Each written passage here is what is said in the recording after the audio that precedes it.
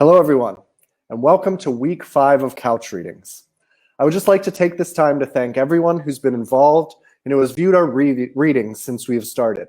We have all had so much fun presenting these new works and look forward to continue sharing plays with you in the weeks to come. I'm your host, Ryan Thornhill, and we are very excited to share with you our live stream table read of All the Rice Paddies in the World by American playwright Danielle Wirsansky. All the Rice Paddies in the World is based on the true story of Grace Harada, a Japanese American in the 1940s who was torn between her heritage and her citizenship. She decides to fight to find her place in a country that has turned its back on her. We are very excited to have Danielle with us today, and she will join us after the reading for a discussion about her play. Reading for us today are two American actors, Heather Warren reading the part of Miss Smith, and Saki Miyata reading for the part of Grace. Welcome, ladies. Thank you for being here with us today. Thank you for having us here. Thank you. Why don't you just go ahead and give us a little bit about yourself? Let's go ahead and start with Saki. All right. Well, just a second. I'm trying to figure out the layout here. Okay. I'm actually a Japanese, but I'm actually Japanese American now because I got naturalized about a year and a half ago. So I'm American. Great. Yes. Born Awesome. and raised in Japan, but I was in Michigan for a while, and I started my acting career in Tokyo, and I'm now a Hollywood actress. Very awesome. Very good. Thank you so much for that. And Heather? Hi, I'm Heather Warren. I live in San Diego, California, and I've been here for a few years now, but I started my acting career in my hometown of Folsom, California, and I also have a YouTube channel called Heather Rising, and that's what I've been doing. Very awesome. Very awesome. All right, amazing. Now let's not waste any more time and get on with the reading. So we present for you All the Rice Paddies in the World by Danielle Wirsansky. It's the winter of 1943 in Idaho. It is very cold out. The office of a recruiter, Ms. Smith, sits at her desk working. Yelling can be heard outside the office. Ms. Smith pauses for a moment when the door bursts open. Grace enters the room. Excuse me. I'm sorry to interrupt, but... And you are? Grace Harada. Ah, you're Japanese. Why do you think that? Your last name, Harada, it's Japanese. Oh, really? Prove it. The name Harada is a long-standing Japanese name. If you want more proof than that, it is made up of two elements, hara, meaning plain or field, and da, meaning rice paddy. You speak Japanese? Don't you? No. I didn't know my name meant that. I found that it's always useful to speak your enemy's language in a time of war. We are not your enemies. At least, not all of us are. But you are Japanese. Japanese American. You were born here? Same as you. What's your name? Miss Smith. How can I help you, Miss Harada? I didn't mean to barge in like this, but the lady at the front desk wouldn't give me any information. What information were you seeking? I want a job. Terry doesn't give jobs. It makes careers. Fine, a career then. Whatever. I want to start. Why in the military? You act like I have a whole lot of options. I'm sure there are more options open to you besides being in the military. I have to tell you, being Japanese and in the military, you'll have a bit of a hard time. My brother is already in the military, fighting for the Americans. I know what it's like to be Japanese and in the military. But you don't know what it's like to be a woman in the military. It can't be that bad. You're in it. Yes, but you would be a Japanese woman, a completely different ballpark. It can't really be any worse.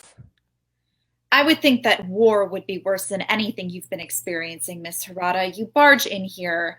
I already apologized for that. I think maybe you should take your coat and go.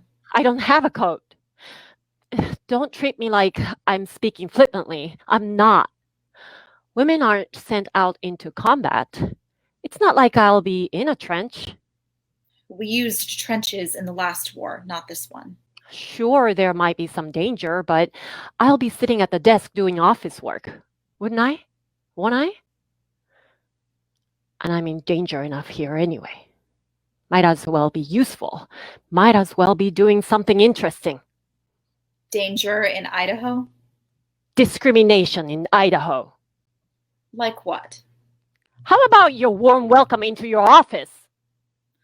You can't blame me for being concerned, an angry, yelling Japanese girl Woman. storming into a military recruitment office? That stinks of racism. It's a reality of the day and age we live in right now, Miss Harada. Please stop saying my name at the end of every other sentence like you're trying to put me in my place. Tired of hearing your own last name already? Won't last long in the military. Not when you use my name like a glove that can slap me with, like an insult.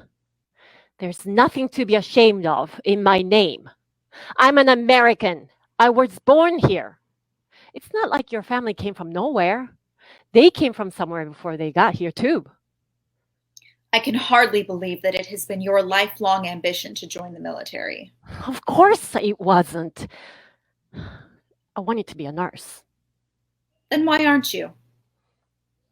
I had just graduated high school, and I had only wanted to be a nurse up until that point when the war broke out. Once the war began, I couldn't get a decent job. No one in my family could. No one in our community could.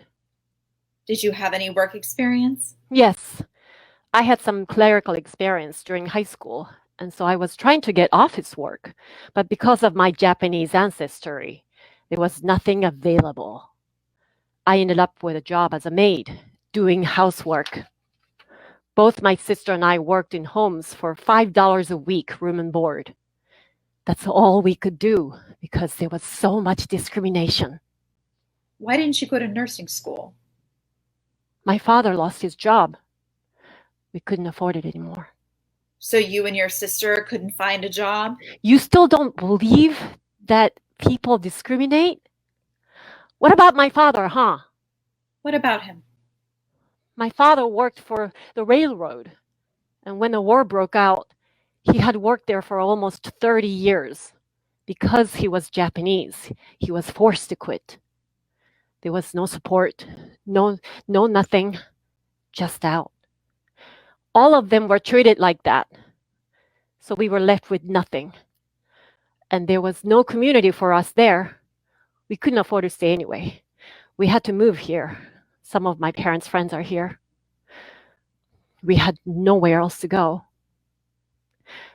We weren't going to camp, and we weren't accepted anywhere else.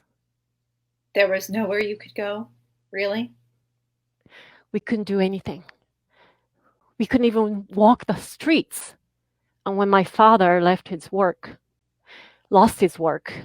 nobody would rent a house to us. We lived in a car for almost a year until some lady introduced my parents to some Greek family with a little house, and they rented the house to my family. And why the military? Why now? Because I am so unhappy. And I just want to help. I want to do more than housework. I want to do something meaningful. I want to do something. That is commendable, but... Look, I've tried the Marines. I've tried the Air Force. I've tried the Navy. None of them would take me because I'm a Jap. I came and tried the Army, and they told me to come here, to the office of the Women's Army Corps, which gave me hope that maybe, just maybe, you guys might be willing to give me a chance, even though I'm a Japanese American. If you're going to turn me away, don't turn me away for that. What about your parents? How do they feel? I'm sure they can't be pleased with the idea of you enlisting. they do feel that I should be doing something like this and going so far away from home. But I told them that I just couldn't stay home and do housework. I'm not accomplishing anything. I reminded them that my brother is already serving. I said to my parents, there's a war going on and he can't do it alone. He can't. I said that I would be doing it. What I would be doing is replacing all these men to help end the war.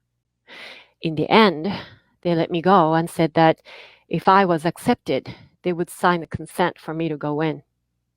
And you believe them? I do. So are you going to jerk me around, or is this something I can do? Actually, here at the WAC, we are indeed accepting applicants, and we do not discriminate based on ancestry. You don't? We don't. And based on what you've said, yes, I think you might be a good candidate. Really? I think so. Funnily enough, we are looking for women who are fluent in Japanese. Wow. The one time not speaking Japanese works against me. Most likely you'd be trained then in learning Japanese. Oh, guess it would come in handy. Funny how it takes going to war with Japan for me to learn Japanese, wouldn't you say? I would. Let me get some of the paperwork together and we can go over the particular of what your service might entail. Remember that signing it is permanent. There's no going back. Are you sure you don't want to change your mind and go back to house cleaning and your family, safe and sound? Not for all the rice paddies in the world.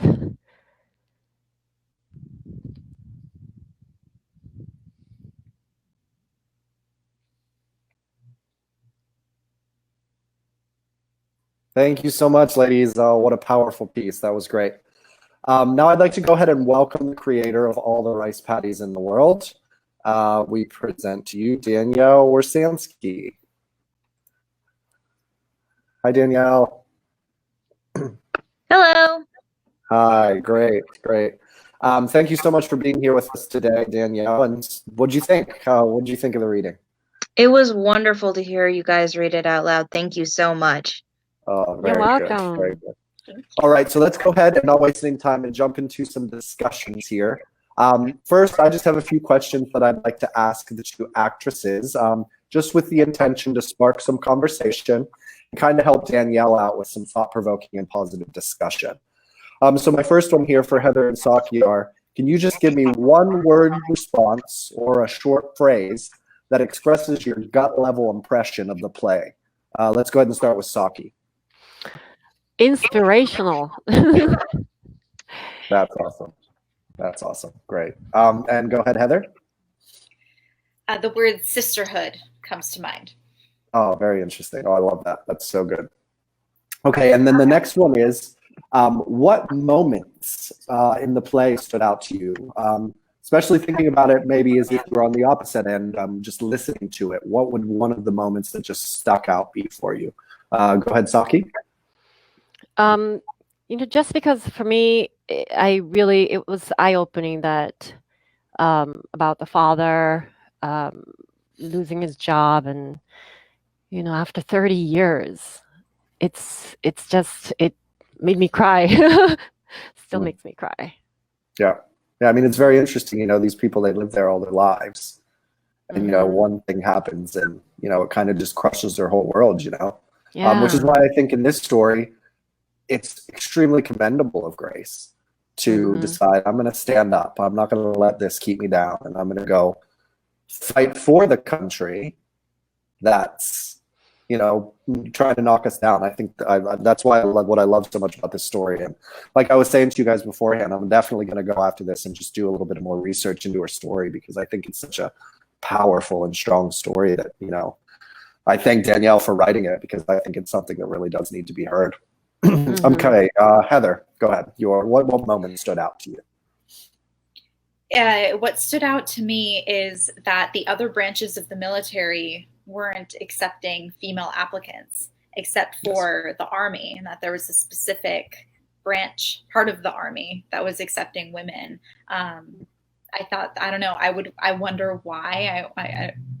I don't know, but that stuck out to me. Yeah, very true, very true. Yeah, it's very interesting. Definitely something to look into, as to why, because I'm sure this is me not knowing really much about it, but I would assume that most of the other militaries also have their women's section, like the Army does, like where Grace came. And it's very interesting to see that only one of them was accepting Japanese Americans.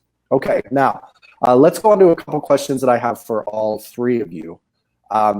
And just about what you heard or what you read today. So I guess I can direct this one toward Heather, but I wouldn't mind answers from all of you. Does Miss Smith come across as too cold? I think she comes across that way, but it's for a purpose. Yeah. I mean, she's a military recruiter. You would expect her to be. Right. And like when we were discussing beforehand, when I first read it and we were discussing, which ways to take Miss Smith, like I said, she's almost like a nun in a Catholic school. Watch yourself or you're going to get your knuckles racked with a ruler, and that's what I'm assuming her training taught her to do and taught her to be, because she's got to be rigid. Saki, how do you feel about that one?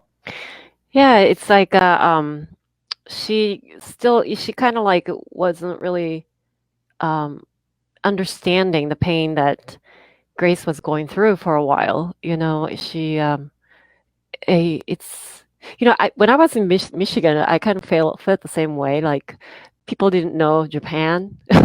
People thought Japanese people were like still carrying sword and living in a paper house and stuff like that. And I felt like this is taking place in Idaho, and maybe Ms. Smith just didn't know that much of a difficulty that Japanese American people were going through. That's how I felt. In terms of the sternness, I think it's just really military-like. I don't think she was particularly, strict woman. Yeah, I think women in the military have to be trained to, or they might feel like their feelings make them weaker, and so they have to almost shut it off or learn how to not show them through their face because it might be seen as weakness or a way to manipulate them. Well, like we were discussing yesterday in our rehearsal, it's almost the same today. Women have a particular position in the military. They have to be strong. They can't show weakness or anything like that because people will take advantage of that. And I'm assuming that it was even worse back in the 40s and stuff like that. So yeah, I don't think that she was too cold. I think she was just doing what she needed to do and acting the way she needed to do to survive. But to go back to what Saki was saying, like we discussed again yesterday, was she may not have understood, but we discussed, that turning point in the story where she did become a fan of Saki's. There was that time in the very beginning where she was kind of just sniffing her out and really wanting to figure out what she was about and who she was. But then we did see a distinct moment there where Miss Smith does jump on the Saki or jump on the Grace bandwagon and just becomes a fan. Danielle, after hearing it read, how do you feel about that? Do you think that she is too cold, or do you think that she's just playing the part she needs to play? I think that is a big part of this. She's playing a part she needs to play. And something I was trying to test out, and I think you guys helped me with that, is I think that Miss Smith was also testing Grace. Like it's you can never understand another person's experience unless you're in their shoes. So she might have had ideas about what the Japanese Americans were suffering, but obviously not like Grace does. And I think she knew how difficult it would be for Grace if she did join the military, and she needed to sort of suss out how Grace would cope with that, how tough she was, would she be able to cut it too? So even if she thought Grace was great and she didn't have any prejudice, she knew that other people would. So I think that was part of it too. But I appreciated the sort of this underlying warmth that Heather brought to it that made Miss Smith seem a little bit more human, which I appreciated. So thank you. Well, that was part of our discussion we had yesterday, and I asked both of them after after we had rehearsed. I was like, is there is it a test? Is Miss Smith testing Grace? And then we came to the conclusion that she was. Those first few pages of the script was her just, like you said, sussing her out. And she really, and then it's her job to figure out, probably through training that she had to, read people psychologically, if they're cut out for it, if they're going to be able to make it. And I believe that those first few pages was her doing just that, just figuring her out and making sure that she was going to be able to make it in the military, which we saw right away. So if that's what you were going for, it was spot on, because we picked that up immediately. Awesome.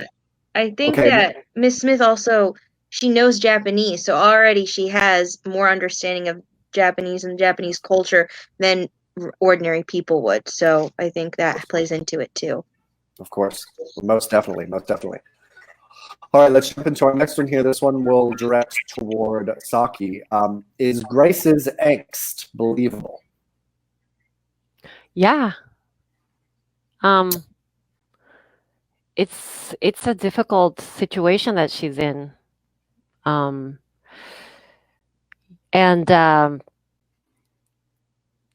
Wait, so I'm sorry. Angst means, what does that mean?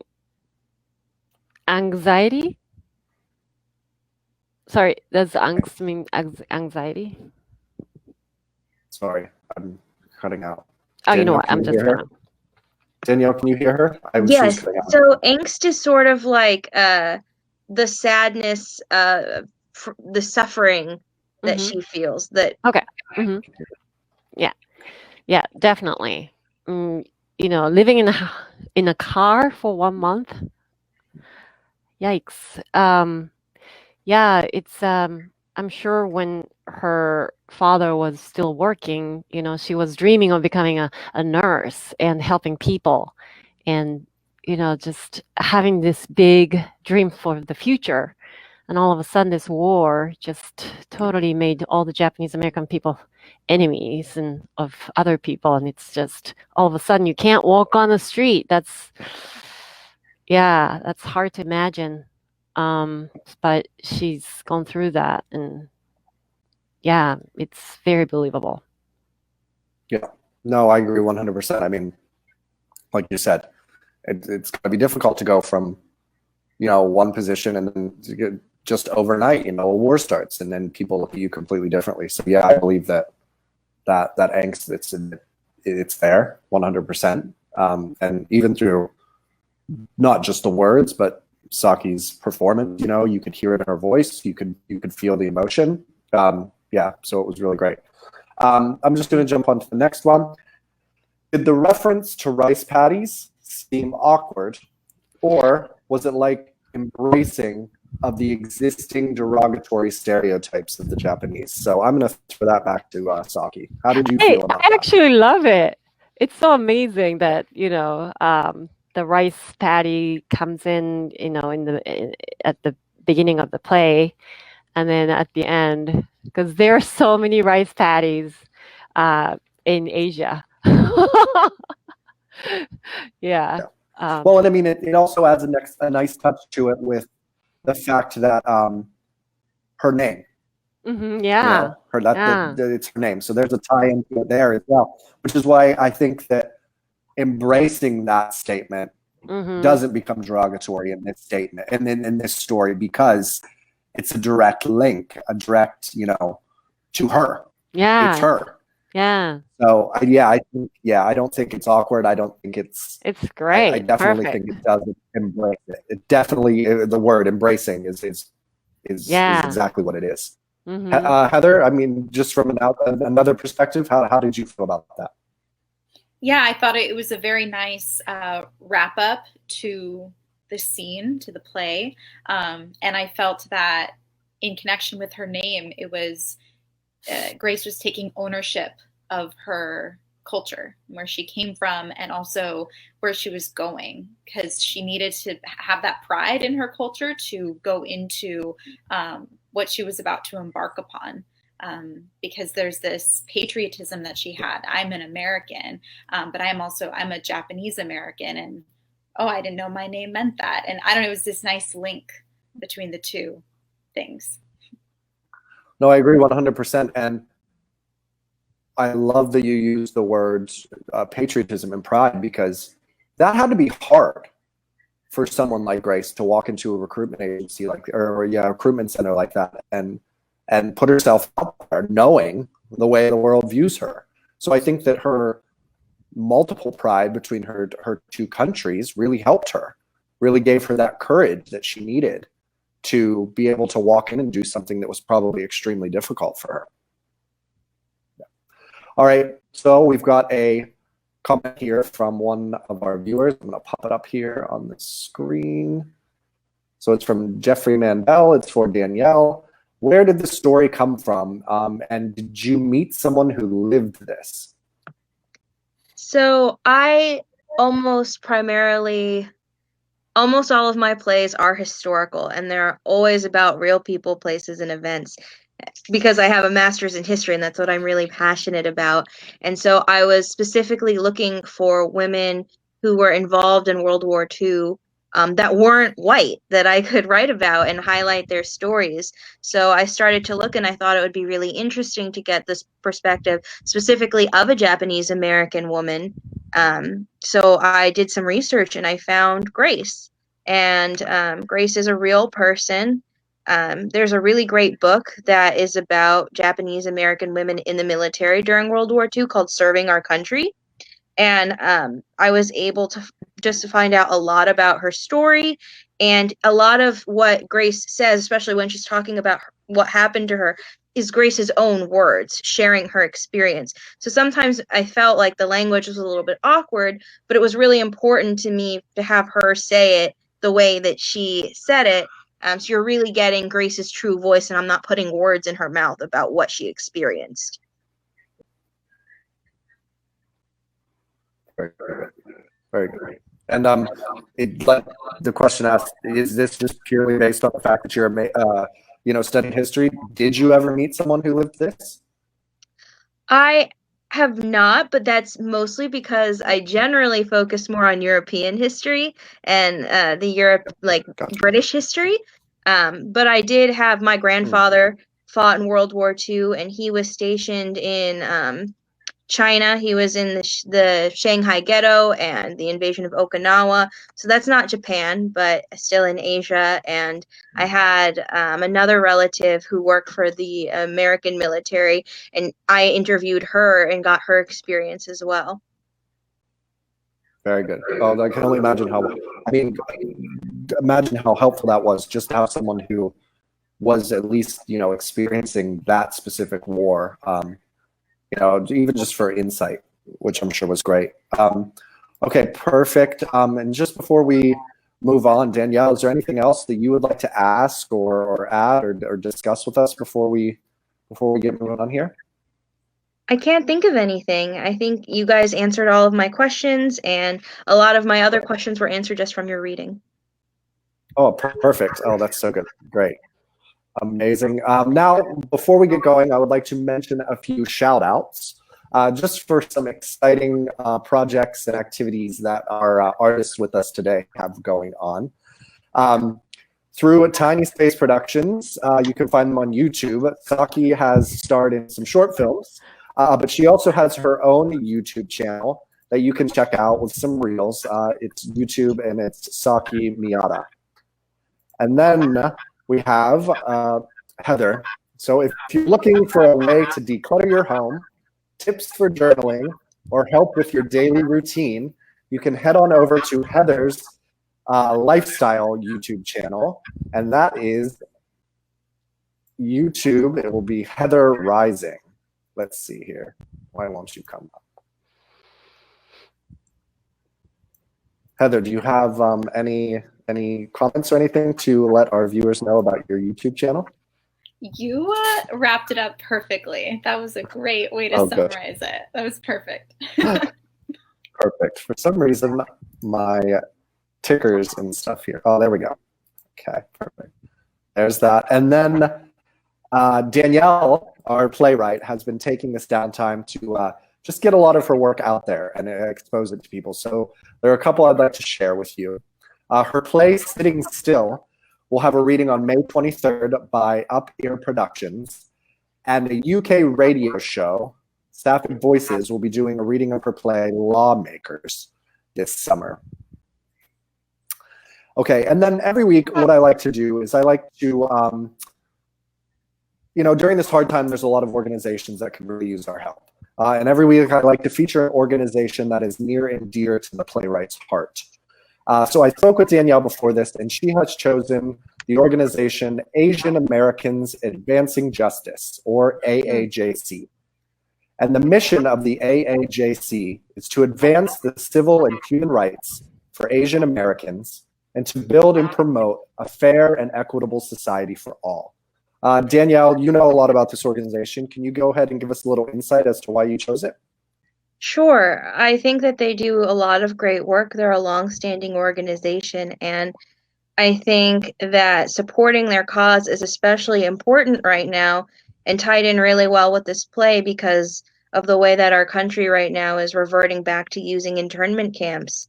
And the current wave of the COVID pandemic that we're going through right now is also inciting all this prejudice against Asian Americans. So I thought it was especially important right now. Agree. Could not agree more. Great. So you can visit the link on the screen here to learn more about this awesome organization. Even just a visit to their website and educate yourself would be amazing.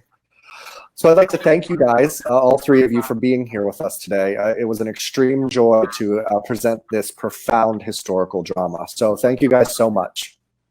Thank you. Thank you. Real quickly before we go, I would like to mention that we have recently done an exciting and fun event hosted by us here at Thornhill Theater Space that happened last Saturday. Playwrights from all over the world joined together via Facebook and participated in a 12-hour play fest. Together, over the span of 12 hours, these playwrights came up with a concept, organized their ideas, and wrote short plays, all while supporting each other. We had participants and plays presented from New Zealand, the United Kingdom, Hungary, and China. We look forward to showcasing some of them in our upcoming couch readings. And please keep your eyes peeled for more exciting and engaging events hosted by us in the future. On behalf of myself, Danielle, Saki, and Heather, I would like to thank you for joining us today for couch readings. Follow Thornhill Theater Space on Facebook, Instagram, and Twitter, and keep up to date